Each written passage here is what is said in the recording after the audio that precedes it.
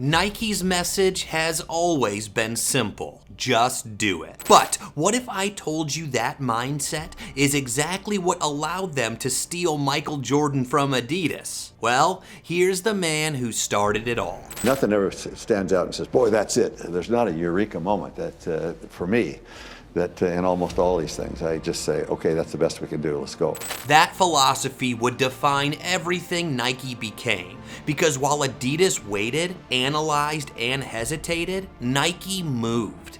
And that movement started with a shot that almost no one understood the importance of at the time. That shot did not just win a college game.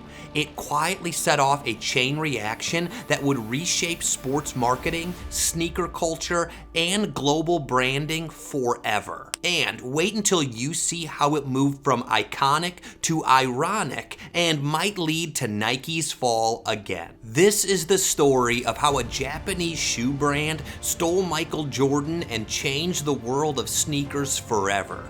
A man named Sonny Vaccaro played a huge role in all this. In the 1960s, Sonny Vaccaro was a high school teacher who organized basketball tournaments for local high schools in Pennsylvania. This meant he had access to the talents at the grassroots level. But even then, he didn't know who Michael Jordan was. I didn't give a damn about Michael Jordan. I didn't know his name until he took the shot.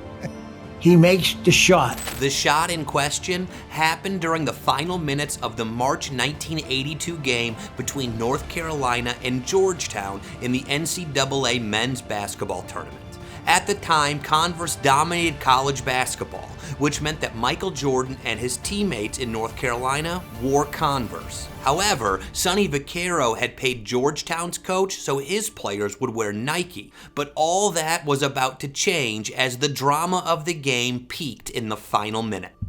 With about 57 seconds left, Floyd hit a jumper to put Georgetown ahead 62-61. Dean Smith called timeout and set up a play, predicting Georgetown would swarm Worthy and Perkins. Unfortunately, this left room for Jordan on the left wing, and this happened. 18 seconds. Georgetown may win this game. All we got to do is stop this shot. The black. The time, 18. That shot gave North Carolina a 63-62 lead, and ultimately the win. Vaccaro would later admit just how fragile the moment really was. I never would have seen or talked about Michael Jordan again if he'd have missed that shot. That single shot was enough for Sonny Vaccaro to believe in what Michael Jordan could and would later become.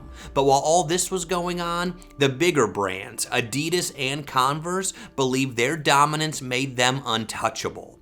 They believed another star would come along, and they believed Michael Jordan was replaceable. But while Adidas underestimated the moment, Nike was preparing to gamble everything they had on it. And the irony is, Nike was far closer to collapse than Adidas ever realized. At the exact moment Adidas was hesitating, Nike was barely holding itself together.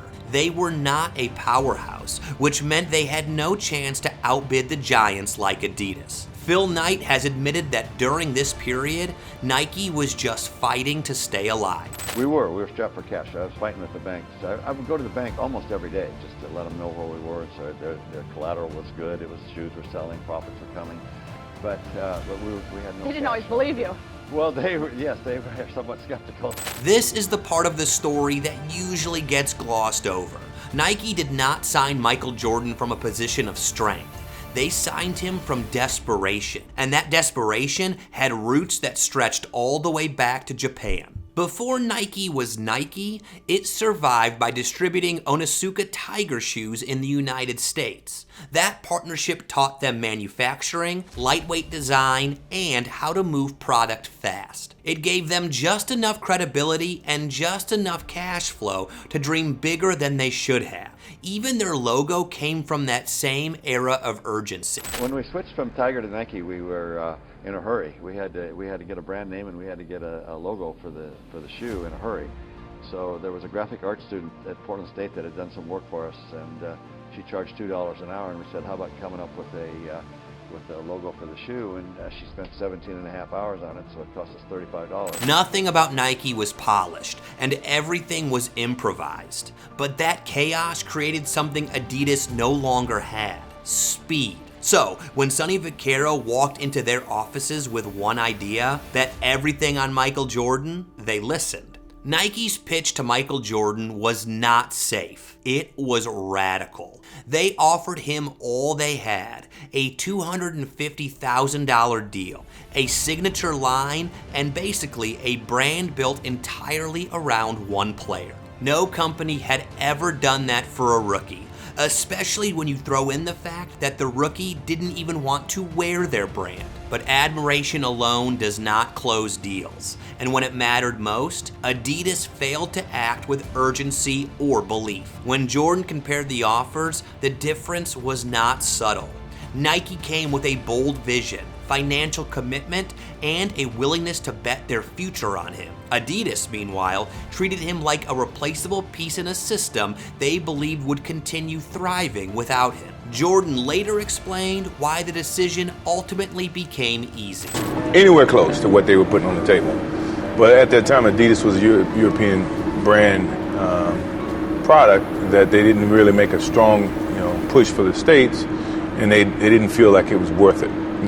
Which in hindsight is perfect for me, because it made my decision that much easier, and I ended up with Nike. This was the moment Adidas lost more than a player. They lost relevance in a market that was shifting toward individuality, personality, and cultural impact. Michael Jordan finally chose Nike, and what followed was more chaos. MJ first laced up Nike sneakers for the 1985 All-Star Game, and while everyone was wearing a uniform, he was wearing his Nike fit, an act that made his teammates so envious that they froze him out. Regardless, the basketball world as we knew it was about to change forever. Just to show you how much of a gamble everything was, let's go back to the very beginning when Nike founder Phil Knight took a risk and stopped selling Japanese shoes. Phil Knight started his shoe business distributing Onitsuka Tiger shoes in the United States.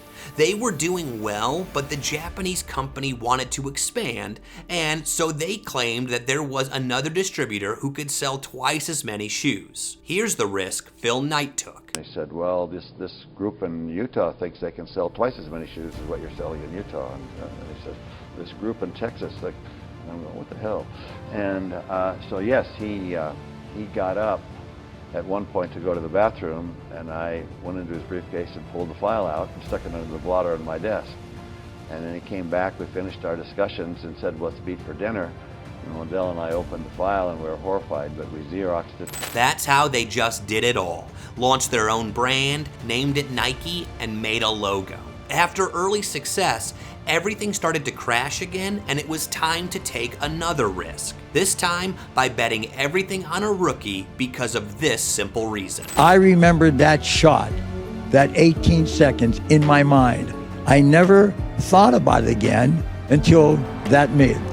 That was the reason I said to Nike to bet everything on it. Nike did exactly that. They did not sell shoes. They sold belief. They sold identity. They sold the idea that greatness could be worn. What followed was unprecedented. The Air Jordan line exploded, generating over $100 million in its first year alone. Nike transformed from a struggling running shoe company into a cultural force. And the blueprint they created, athlete as brand, story over product, risk over safety, became the foundation of everything Nike represents today. Adidas didn't just lose Michael Jordan. They lost the future of sports marketing. Before Jordan, shoe companies sold performance. After Jordan, Nike sold identity. And yet, the irony is that none of it would have been possible without the years Nike spent struggling. Without the early partnership with a Japanese shoe brand that taught them manufacturing, speed, and survival. Without being forced to take risks because they had no other option. The story of how Nike signed Michael Jordan is often told as a miracle, but it was really the result of choices. Adidas chose caution. They chose hierarchy. They chose to believe their dominance made them untouchable. Nike chose risk, speed, and instinct, while Adidas waited for proof. Ironically, Michael Jordan said this some years back. Michael Jordan, the Magic Johnsons, Larry Bird, Charles Barkley's, we earned what we got. When the corporate America came to us, we had a game that could validate their admiration and sponsorship and all that, yeah. Now they get that before they play one game. What do you think about that? Also, what makes this story even more fascinating is that the same principles that built Nike are now being tested again in today's NBA. To understand what I mean, watch why NBA stars are leaving Nike next.